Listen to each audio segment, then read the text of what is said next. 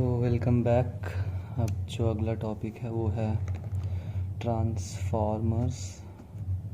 तो transformers I guess सब ने ट्वेल्थ में पढ़ी ही रही होगी, बट फिर भी मैं थोड़ा बेसिक से ही बताना चाहूँगा, क्योंकि अगर कोई नहीं पढ़ा होगा तो या होगी तो वो एक बार देख ले और समझ ले, क्योंकि बताएंगे तो अच्छे से ही। ये अपना फ्रेम बना लिया ट्रांसफार्मर का और ये उसमें वाइंडिंग है, तो इसको हम 3D में बनाने का कोशिश कर रहे हैं ताकि अच्छा से पता चले। और ये हम थोड़ा सा गलती कर दिए हैं, बट अब ठीक है यार, समझ लेना इतनी तो ठीक है। और यहाँ पे ये एक स्टेप डाउन ट्रांसफार्मर है, ठीक है। इस वाले में हम लोग कनेक्ट करेंगे अपना जो AC सोर्स है वो यहाँ से आएगा, और इसको हम लोग I1 मान लेते हैं, इसको हम लोग E1 मान लेते हैं, और यहाँ पे जो है इसको हम लोग E2 मान लेते हैं, और इसको हम लोग I2 मान लेते हैं, ठीक है। तो अपना जो यहाँ से I1 आ रहा होगा ये इधर जाके ओके। सो ये थोड़ा तो प्रॉब्लम है, तो हम उतना डीप में नहीं जाते हुए हम बस यहाँ पे दिखा देते हैं कि यहाँ से कुछ फ्लक्स लिंक हो रहा होगा जो कि इस साइड होगा और इस साइड भी होगा, और इसी से म्यूचुअल इंडक्शन से यहाँ पे भी कुछ ना कुछ फ्लक्स जनरेट हो रहा होगा जो लिंक्ड होगा अंदर वाले से भी, मतलब कोर से भी, और बाहर से भी लिंक होगा। तो जो फ्लक्स बाहर हम दिखा रहे हैं ना वो फ्लक्स लीकेज है एक्चुअली, मतलब वो लॉस है। तो उसके बारे में भी हम लोग पढ़ेंगे, बट पहले इसको थोड़ा सा देख लेते हैं कि ट्रांसफार्मर होता क्या है। तो ट्रांसफार्मर एक स्टैटिक डिवाइस है।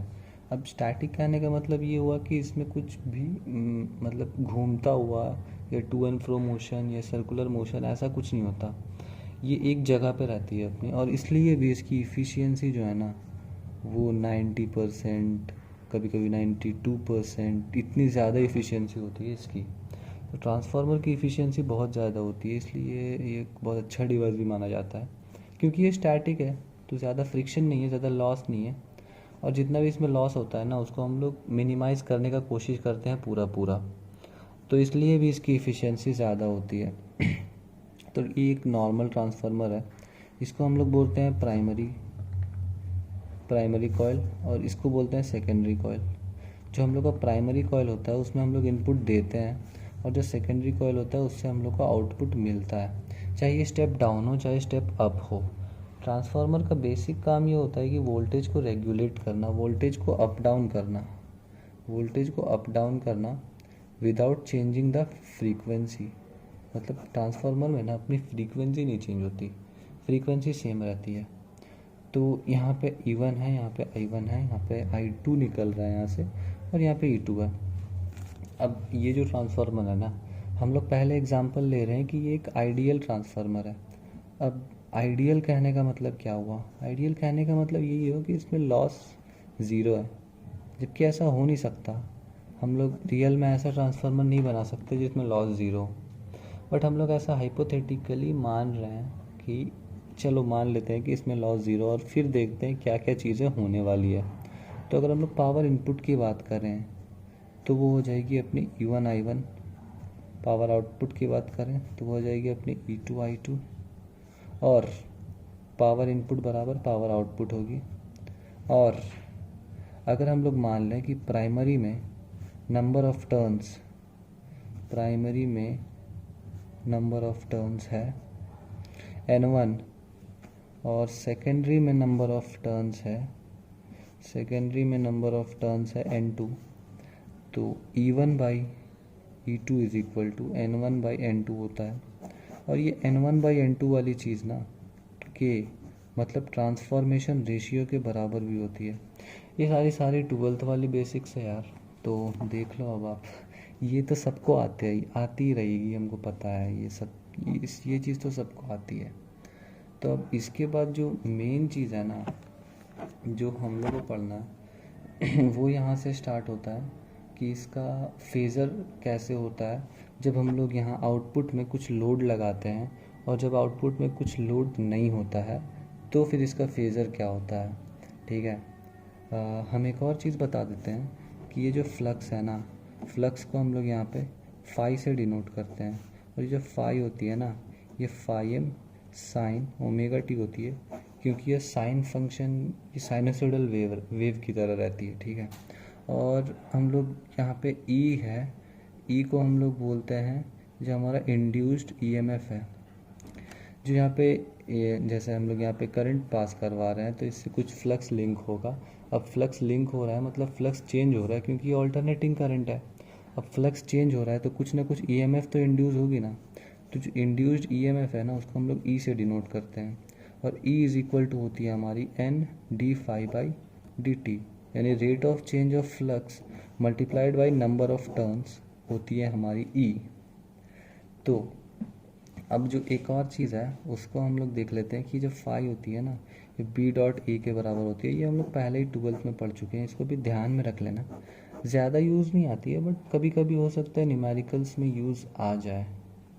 तो अब मेरा कॉपी को मतलब पेज को सही से करना पड़ेगा, तो उसको चेंज कर लेते हैं।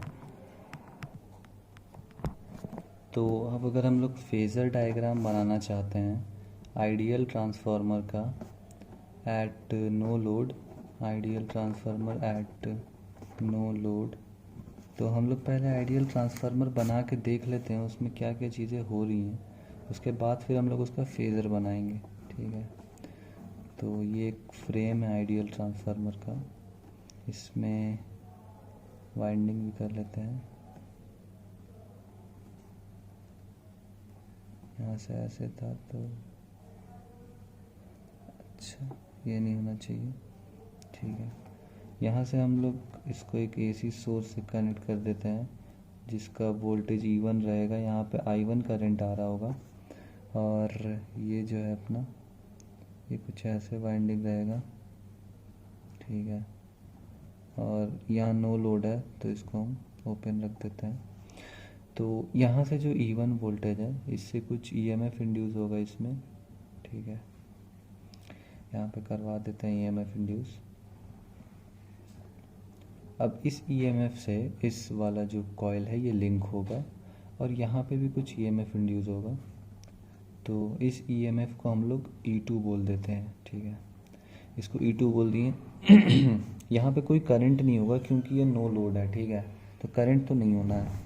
तो जब हम लोग इसका फेज़र बनाने आए, ये थोड़ा इम्पॉर्टेंट है तो देख लो, तो इसमें जो बेस रहता है इसको हम लोग फाई मानते हैं। जैसे जब हम लोग पहले फेज़र बनाते थे तो यहाँ पे हम लोग रेजिस्टेंस को मानते थे बेस, बट हम लोग यहाँ पे फाई को मानते हैं, ठीक है। अब हम लोग जानते हैं कि phi e is equal to होता है change in phi with respect to time, और फाई इज इक्वल टू होता है phi M sine omega T. तो differentiation of this with respect to time, so it will be phi M omega cos omega T. अब cos को अगर sine में बदलना है तो phi M omega cos, sine में बदलना है sine pi by 2 negative of omega T. अब यहाँ पे क्योंकि ये अपोज करता है, ये जो इंड्यूस्ड ईएमएफ होता है वो जिसके कारण होता है उसको अपोज करता है, ये हम लोग लेंजेस लॉ से जानते हैं। यहाँ पे भी नेगेटिव होगा, यहाँ पे भी नेगेटिव, यहाँ पे भी नेगेटिव। अब अगर हम लोग अंदर से नेगेटिव बाहर निकालें तो ये हो जाएगा phi M omega sine omega t negative of pi by 2, pi by 2 minus omega t negative theta, pi by 2 minus theta होता है कि क्या होता है, सॉरी यार, थोड़ा भावनाओं में बह के हम कभी कभी इधर उधर निकल जाते हैं, ठीक है। ये सिंपल है, बिल्कुल सिंपल था, और हम पता नहीं क्या सोच रहे थे। जैसे फाई इज इक्वल टू होता है phi M sine omega t, देख लो हम साइन एम यार, तो ये हमारा ई होगा phi M omega cos omega T. अब हम लोग जानते हैं कि कॉस साइन से 90 डिग्री आगे होता है, तो जो हम लोग का E1 होगा वो इसको हम लोग 90 डिग्री अबव बनाएंगे। और जो हम लोग का E2 इंड्यूस हो रहा है, तो हम लोग लेंजेस लॉ से जानते हैं कि जो भी इंड्यूस होता है ना वो जिसके कारण इंड्यूस होता है उसको अपोज करता है, तो E1 इधर ऊपर होगा